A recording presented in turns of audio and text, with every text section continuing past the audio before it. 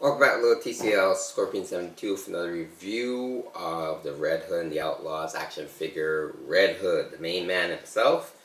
Here we have him in window box packaging. You can see his accessories. He has two guns. On the side we have him in the silhouette. On the other side we have him holding his accessories in the pose. And on the back we have the other figures that are available in this wave, including Starfire and Arsenal. So now we took a look at the fancy box. Let's open them up and see what this figure is all about. I'll be right back. Alright, my little TCLs, here we are with a look at Red Hood.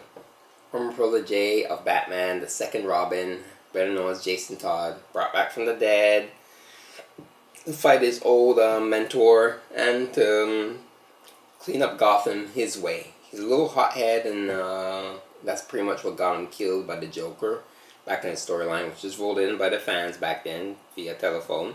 And he returned to be the Red Hood. And the first little hint of that was in the Hush storyline, and then anybody who's you can watch Under the Red Hood animated cartoon movie, which is one of my favorites, and you get the full story there.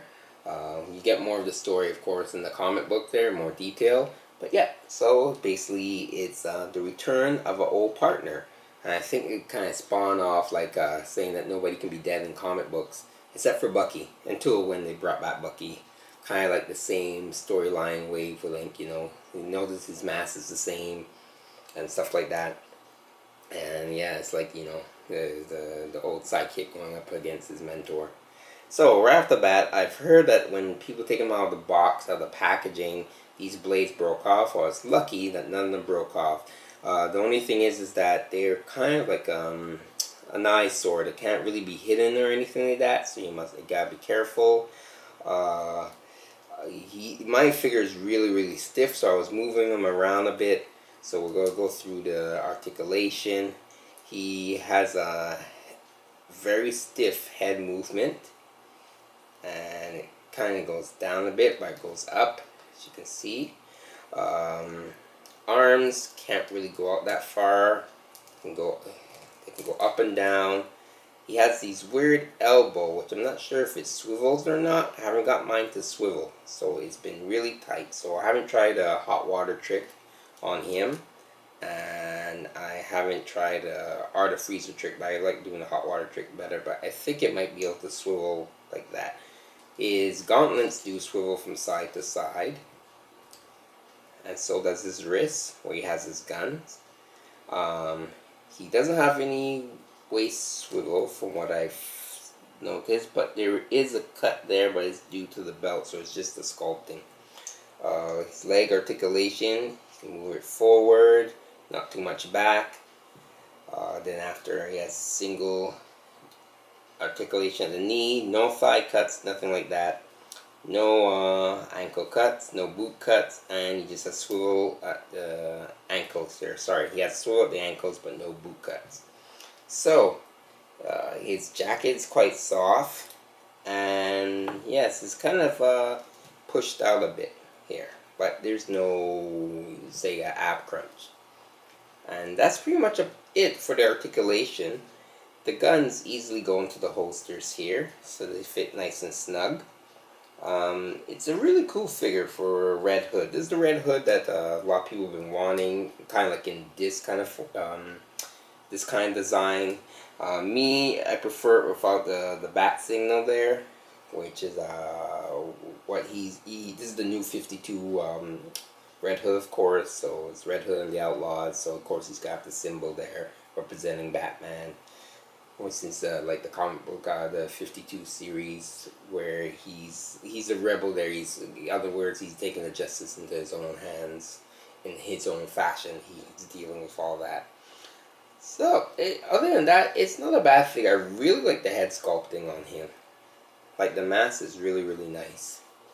So what I'm going to do is going to just do a comparison between this Red Hood and the Red Hood that I got as a custom from Rex.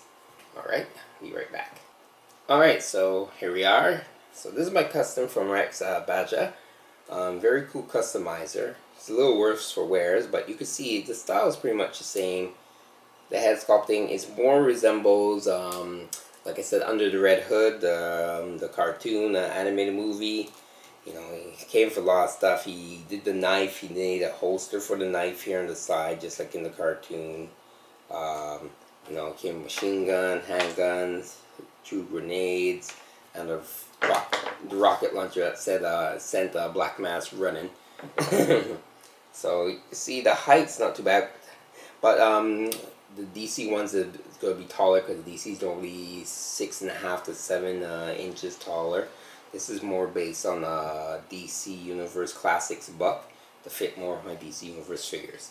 So what I'm going to do now is just go as my normal before and after and show you the other 2 Red Hoods that were released prior to this Red Hood.